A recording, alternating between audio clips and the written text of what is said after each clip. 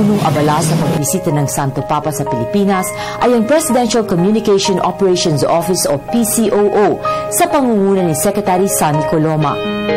Ano po ba yung role ng Malacanang dito sa pagdating ng Santo Papa sa Pilipinas? Apostolic and state visit ang tawag sa pagdalaw ng mahal na Santo Papa. Apostolic dahil siya ang Vicar of Christ, Head of the Catholic Church, and Bishop of Rome. At state visit dahil siya rin ang pinuno ng Vatican State. Kaya ang simbahan at ang pamahalaan ay nagtutulungan, nag-uugnayan dahil pareho ang kanilang layunin dito, yung mabigyan ang pinakamaraming Pilipino ng magandang pagkakataon na masaksihan ang presensya ng Santo Papa sa isang maayos at ligtas na paraan. So pupunta po siya sa Malacanang para makipagkita sa ating Pangulo. Ano po yung programa na nakatakda? Sa pagdating po niya sa Malacanang Palace Grounds ay mayroong welcome ceremony. Hindi pa natin batid yung eksaktong kaganapan dahil yung pangkaraniwan kapag Head of State, President, Prime Minister, ang binibigay ay military honors at dumadaan yung Head of State doon sa honor guard na tinatawag.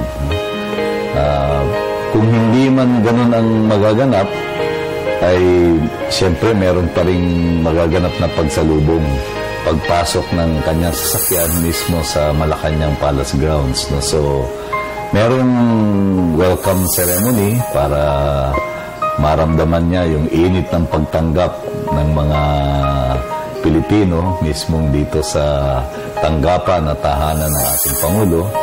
At pagkatapos nun, ang mahalagang magaganap din dito ay yung audience with senior government officials and members of the diplomatic corps.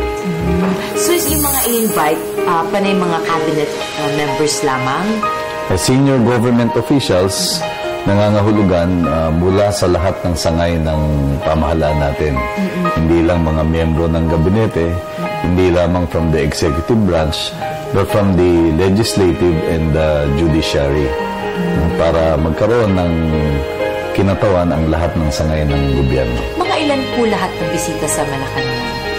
Hindi ko pa matiyak kung ano yung eksaktong numero. No? So siguro sabihin na natin nandun sa neighborhood of about 300. Yung normal na nagkakasya dun sa Rizal Hall, yan yung pinakamalaking hall, no? Yung ceremonial or state dining room na tinatawag natin. So ito po, ilang mga 2 oras ba ito magtatagal? I think it will just take an hour and a half. Sa aking tunghayan na programa, ang tinitignan na time frame ay 1.5 hours. May photo opportunities para sa mga bisita? Hindi natin batid, no? Kasi medyo iba din naman yung style ng ating mahal na Santo Papa. Pero hindi malayong may mga magre-request niyan. No?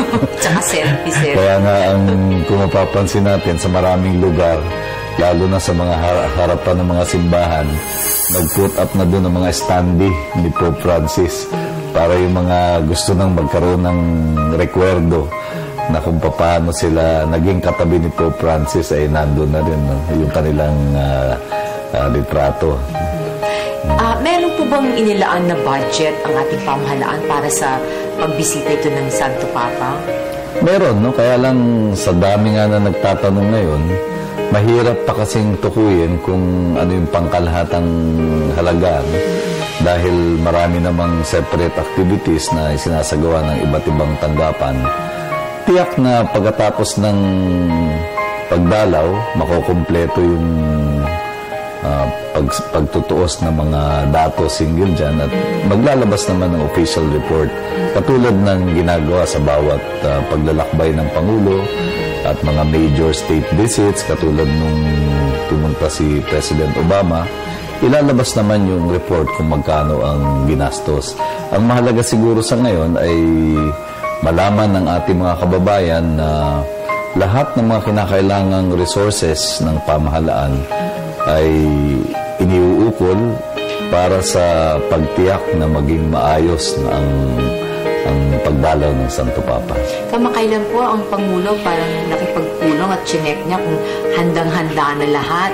Handang-handa na po ba lahat? Satisfied na po ba siya? Sabihin na lang natin na sa araw-araw na dumadaan habang papalapit, lalong pinaiigting yung preparations are being intensified, and even after the event, there will still be room for improvement, di ba? Kaya never ending naman yung process of seeing to it that we are doing it the best way possible. Siyempre, gusto nating ipadama sa ating mahal na Santo Papa yung init ng ating pagtanggap, yung trademark nating Filipino hospitality. At gusto rin nating maging kaaya-aya yung kanyang karanasan sa pagdalaw sa ating bansa. Kaya't lahat naman ay gagawin para maging seamless, para maging maayos ito, at para ma-fulfill din yung tinatawag ng ating mga leader ng simbahan na pastoral visit. Siya ay parang pastol na may pagmamahal at pagkalinga sa kanyang mga inaalagaan na mananampalataya, at yun yung diwa na gusto nating maramdaman. Kaya yung paghahanda, sinasabi nga ng ating His Eminence Cardinal Tagle, Archbishop Villegas at iba pang leader ng simbahan, mas importante rin yung spiritual or interior preparation natin. Dahil makikita natin sa katauhan ng Santo Papa yung reflection ng Divine Spirit. Dahil nga Vicar of Christ siyang kumakatawan sa Panginoon. At yung kanyang paggabay ay mahalaga rin sa ating mga buhay. At nais natin na pagkatapos nitong pagdalaw niya ay magkakaroon tayo ng iba yung pag-asa at iba yung pananampalataya.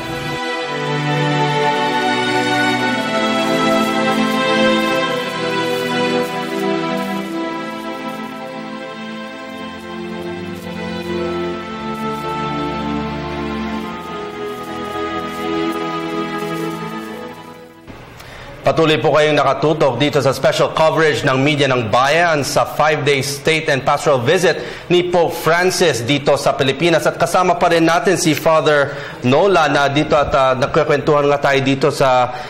kanina, Father, nabanggit mo nga nung nag-aantay kayo doon sa Quirino at nang masilayan niyo po si Pope Francis. Ano po yung naramdaman niyo?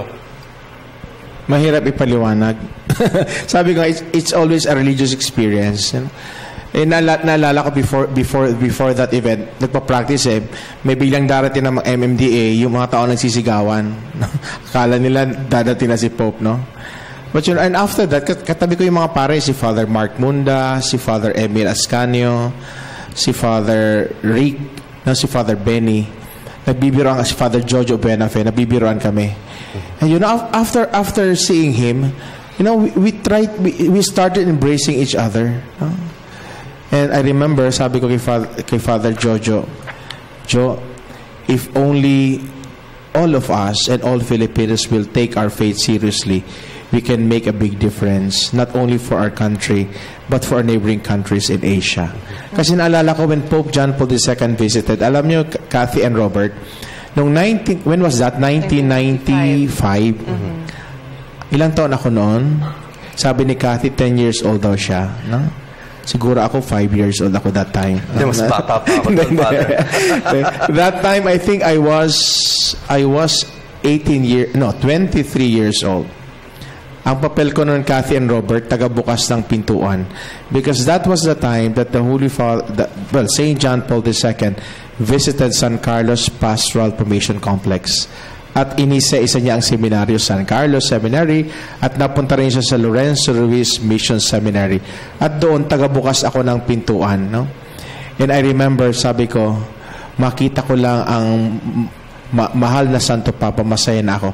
Alam nyo kasi nasa katesismo natin when the goal of every Christian is to see God face to face. alam naman natin, naniniwala tayo na ang ating Santo Papa ay ang padala ng Diyos para sa atin. No, seeing Him is a glimpse of seeing God. No? Hindi natin sinasabi na siya ang Diyos, ha? Baka i-misquote nyo naman ako.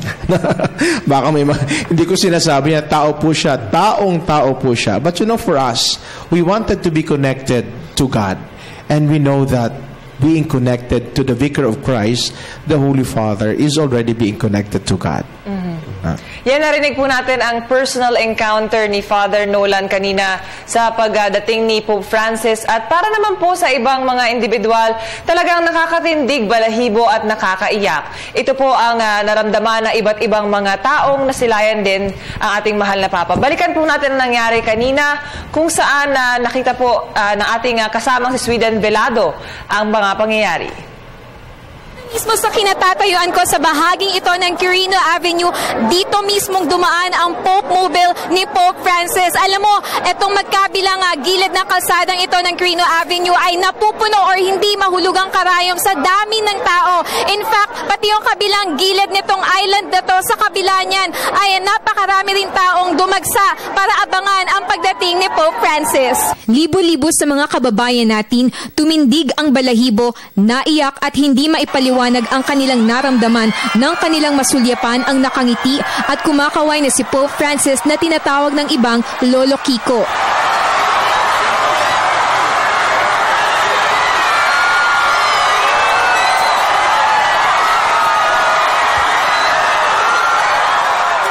Nanginginig ako face to face.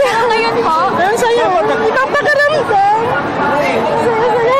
Lakas yung emosyon kasi mimisan lang yung mangyari, no? So lahat ng tao, ganun lang kanilang feelings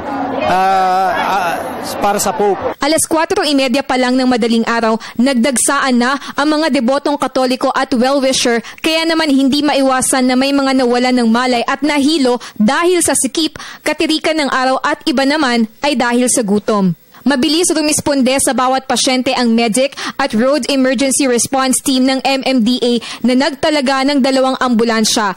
Maging ang lokal na pamahalaan ng Lungsod Quezon may nakahandang 2 ambulance vans at 1 rescue truck, habang ang Bureau of Fire Protection ay merong 2 fire trucks. Pagpatak ng alas 4 ng hapon, itinigil na ang pagbaba at pagsakay ng pasahero sa Quirino Station ng LRT Line 1. Bukod sa mga bakal na pangharang, kapit-bisig ang pinagsanib na puwersa ng Presidential Security Group, Philippine National Police, Armed Forces of the Philippines at MMDA sa pagpapatupad ng mahigpit na seguridad mula sa Taft Avenue at kahabaan ng Quirino Avenue. Naging oportunidad naman ang pagdating ng Santo Papa para sa mga naghahanap buhay nating mga kababayan.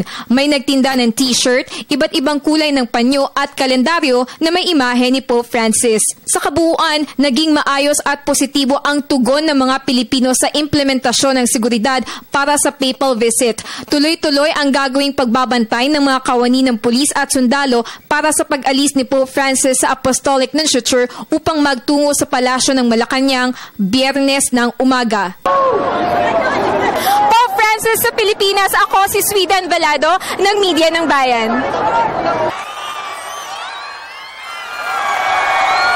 Ayan nga, no? Cathy, Father Nolan, nakita nga natin yung ating mga kababayan na nakantabay, tumindig daw ang kanilang balahibo, naiyak. Kayo, Father, ganun din ba ang naramdaman nyo nung nakita nyo nasilayan nyo si Pope Francis? Sobrang tuwa. Sabi ko nga sa'yo kanina, magkakatabi kayo mga pare, at nagyakapan kami. And then yung binulong namin naibulong ko sa kanila, sabi ko, ang dami pala nating nagmamahal sa Diyos.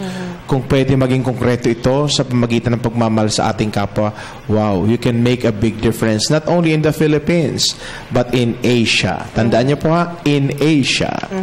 Kanina nga, Robert, alam mo, nung paglapag pa lang ng eroplano, talagang, kumbaga, alam mo yung ang tagal-tagal mong hinihintay, finally, paglapag ng eroplano, tapos biglang sumilip si Pope sa bintana. Talagang lakas ng lakas ng kanyang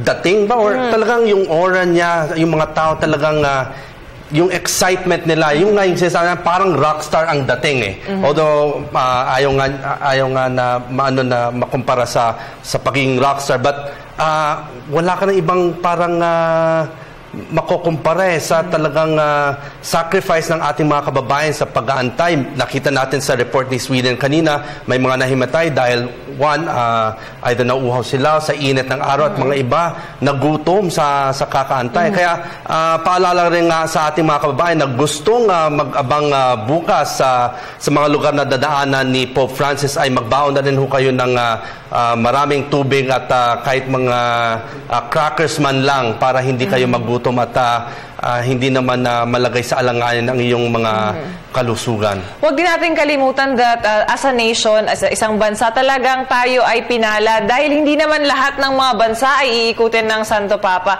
And hopefully, hindi lang po ito ang una at huli kasi kung manatandaan natin si Pope John Paul II, or ngayon po ay isang santo na, ay nakadalawang beses din pagbisita. Si Pope Paul VI din, ngayon din po ay isang santo, ay pumunta rin po sa Pilipinas.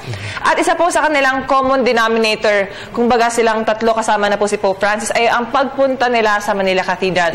Pagbalik po ng coverage ng Media ng Bayan sa pagdating dito ni Pope Francis, ay pag-uusapan po natin ang bawat aktibidad na sa mga susunod na araw sa kanyang pagdalaw dito sa Pilipinas. Huwag po kayong alis.